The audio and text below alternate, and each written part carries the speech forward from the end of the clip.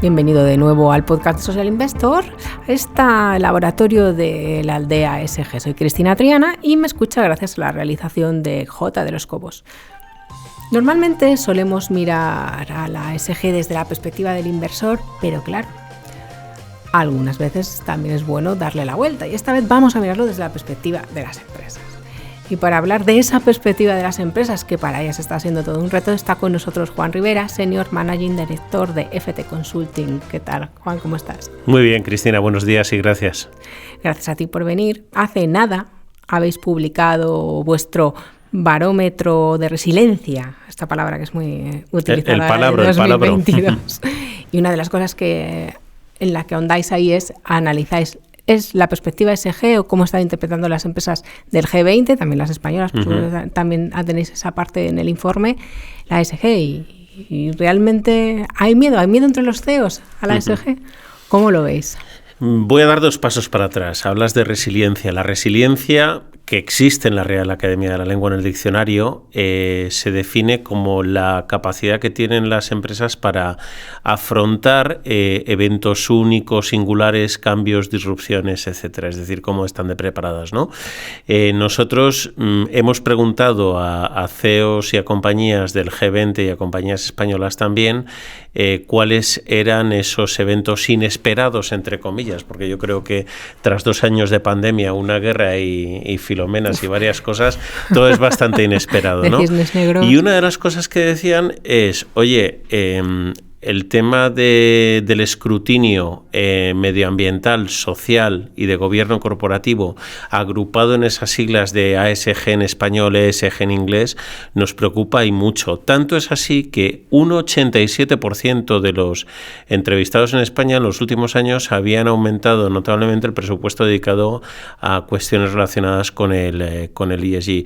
Yo creo que no les da miedo, y me atrevo a afirmar que no les da miedo, pero sí está arriba de la lista en cuanto a las preocupaciones, porque también en este sentido 7 de cada 10 compañías españolas declaraban no estar suficientemente preparadas, lo que coincide con ese 87%, ¿no? ¿Qué cosas les preocupan más dentro del ESG? Les preocupa que haya un enfoque holístico en ESG. Todos los ratings que se producen, el de Icon o otros, producen indicadores, pilares, etcétera, y requieren de un enfoque holístico, es decir, que cuando miras todo, no miras que tengas suministro de renovables, no miras que tengas políticas de equidad de género o políticas de buen gobierno corporativo, no, miras todo y miras cosas como la contratación y retención del talento, miras el tema de la diversidad, que aquí en España no deja de ser un pero pronto lo será, un foco de atención. Y un desarrollo, por ejemplo, integral del Plan de Acción Climática, que hemos visto que compañías grandes españolas lo han puesto en marcha recientemente. ¿Y notáis diferencia respecto a las preocupaciones de los ejecutivos españoles, de los CEOs españoles, respecto al resto de los encuestados, o están muy alineados? No, yo te diría que son resultados muy similares. Tanto los directivos de empresas en España como los de los países del G20 siguen teniendo un enfoque quirúrgico sobre los problemas de ESG. Es decir, ¿dónde tengo el problema? En la pregunta 27 del cuestionario me enfoco directamente en ver cómo puedo solventar eso, ¿no? Y contrasta con mi punto anterior, es decir, es necesario tener un enfoque cuando haces un assessment de cómo estoy reportando y cómo estoy en materia de ESG, pues verlo globalmente. Son conscientes también de la oportunidad comercial y de cómo oportunidad comercial y responsabilidad social están cada vez más intrínsecamente relacionadas, ¿no? Uno de los datos en los que nuestro país presenta más diferencia de percepción, te diría yo, es en el referente a la transparencia financiera y a la elaboración de informes. Mientras que el 25% de las compañías del G20 expresó su preocupación por no estar cubriendo adecuadamente este punto, la proporción de directivos españoles que se mostró preocupado fue de tan solo un 17%, ¿no? Es decir, la ambición de hacer un reporting, de ser transparente, etcétera, es mayor fuera que en España, pero como antes te decía, si 7 de cada 10 creen que no lo están haciendo, han aumentado la inversión, es previsible que en los próximos 3, 5, 6 años lo hagan. ¿Crees que puede influir en esa diferencia el tamaño un poco de la empresa española? Porque, si no me equivoco, una de las cosas que apuntabais en el barómetro era que la gran empresa, ahora mismo las empresas grandes tienen más presión o están más preocupadas en este sentido que las medianas. Entonces, no sé si también por la diferencia un poco en global del tamaño de nuestro sector corporativo puede haber esta diferencia. No, el tamaño no es un problema. El problema es la presión externa. Esto ha llegado para quedarse y vas a tener el escrutinio y la presión externa. Seas una empresa que facture 10, 20, 200 o 2000, probablemente la de 10 igual no lo tiene, salvo que se dedique a tecnología muy emergente y opere en un sector donde sí que tiene escrutinio público, ¿no? Pero yo creo que afecta a todo tipo de compañía con independencia del tamaño.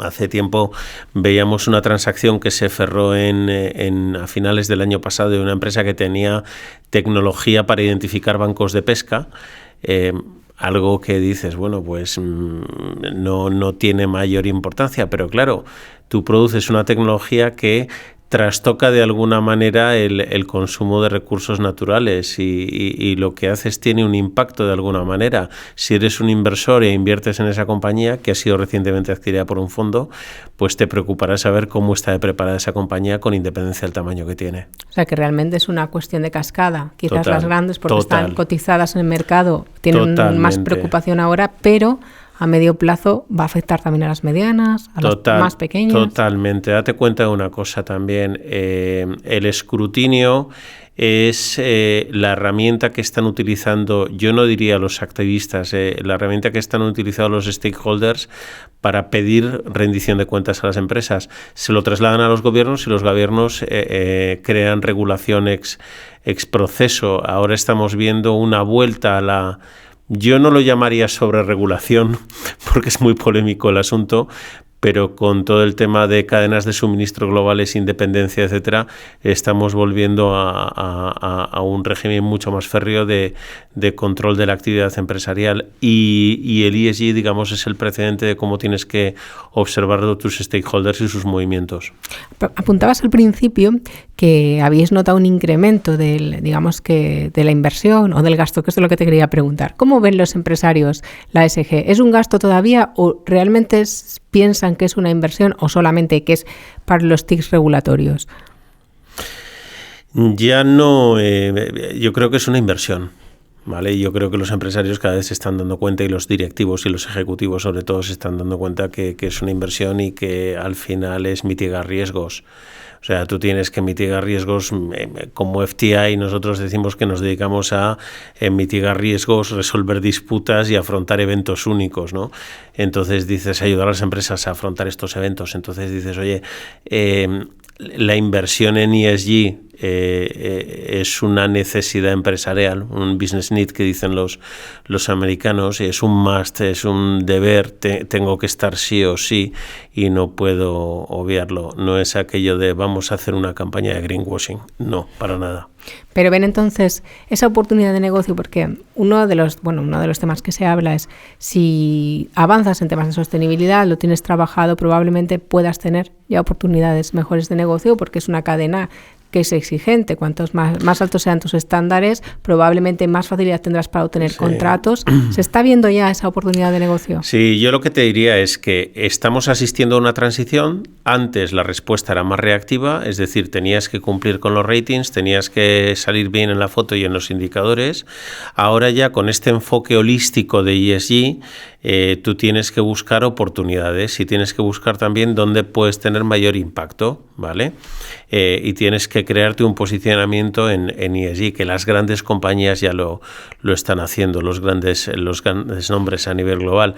Otro dato, hasta un 91% de las compañías españolas, frente a un 88% de compañías del G20, ha dedicado los últimos 12 meses a alinear de forma activa lo que es la estrategia de negocio con la consecución de propósitos de impacto social, ¿vale? 4 de cada 10 empresas españolas han aumentado el nivel de compromiso en los últimos 12 meses en áreas relativas al control del impacto medioambiental, a la gestión del capital humano, y son tasas muy superiores a las del G20. Es decir, en España hay sentido de la urgencia por acometer una gestión activa y con prioridad sobre materia de ESG. Apuntabais también, bueno, no sé si era nuevo o es porque no había ninguna preocupación, pero una de las preguntas nuevas o de las preocupaciones nuevas de esta edición del 2022, que no estaba en el 2021, es el tema de la cadena de proveedores. Imprescindible también cuando tú tienes unos compromisos que con quienes trabajas también los tengan. ¿Es una preocupación nueva? ¿Ya lo era? Y luego, ¿qué papel está jugando en la preocupación por la cadena de los proveedores? Parece que es una pregunta que con la guerra y todo lo que está ocurriendo pues está más que de actualidad, ¿no? Antes estábamos hablando de las tensiones en el comercio, estábamos hablando del global sourcing, ahora se está volviendo a hacer sourcing en Europa. Pero vuelvo a los datos, ¿no? Un 24% de los directivos españoles dijeron en la encuesta, en el Resilience Barometer, que las cadenas de suministro con las que sus compañías trabajaban no eran suficientemente sostenibles. Es bueno y es malo, ¿no? Es decir, ya hay un porcentaje razonable de gente que tiene esa duda, pero lo bueno es que sabe identificarlo y que tienen un indicador adelantado y que se preocupan por auditar y validar a esos proveedores, ¿no? La manera en que las compañías son capaces de afrontar esos problemas, de hacer a los elementos de la cadena de suministro conscientes de la importancia de los ingredientes ESG, de los factores, va a ser uno de los focos de preocupación en los próximos años. Tú eres un operador petrolífero, subcontratas muchas operaciones y evidentemente ya el problema no va a ser solamente tuyo, es de tu cadena, o empresas de textil o empresas de muy diversos sectores. ¿Qué otras tendencias veis del futuro, aparte de la preocupación de los proveedores?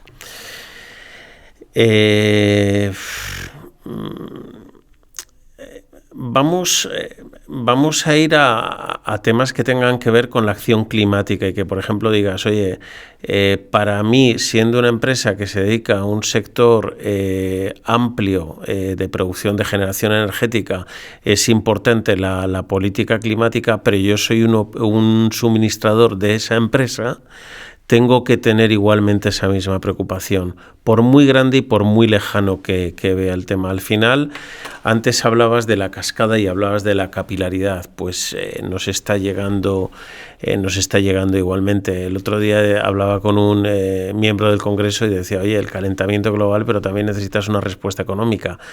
Decía, ya, pero la respuesta económica implica un compromiso de todas las empresas que pueblan España, sean grandes o pequeñas.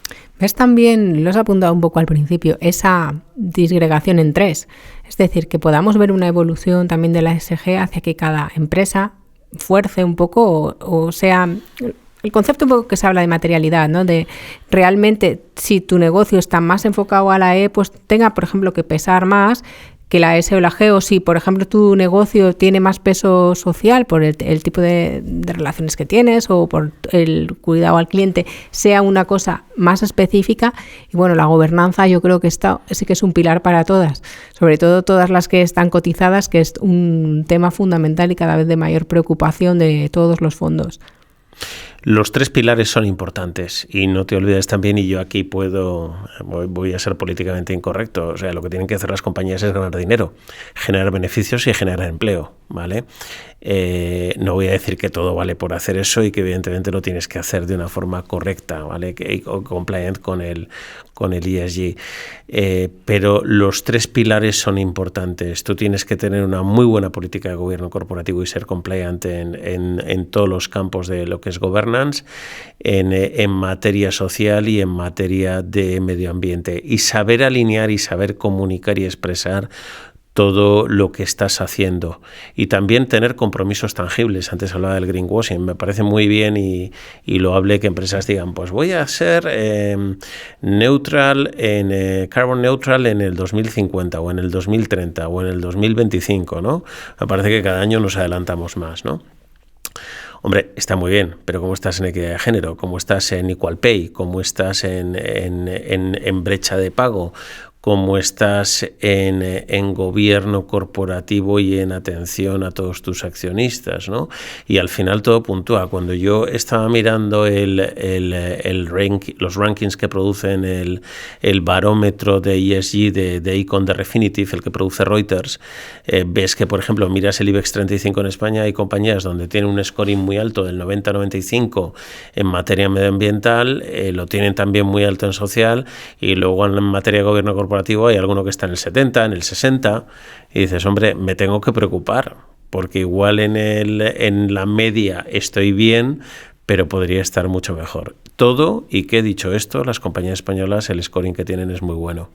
Pues con esto nos quedamos, con que la empresa española está siendo muy competitiva en temas de sostenibilidad, que tiene que trabajar esos puntos débiles que tiene. Muchísimas gracias, Juan, por estar con nosotros en este episodio del podcast de Social Investor. Espero que hayas pasado un buen rato. Fenomenal, Cristina, como siempre. Y a usted, pues muchísimas gracias de nuevo por escucharnos. Que tenga un buen día, madrugada, tarde. Hasta pronto.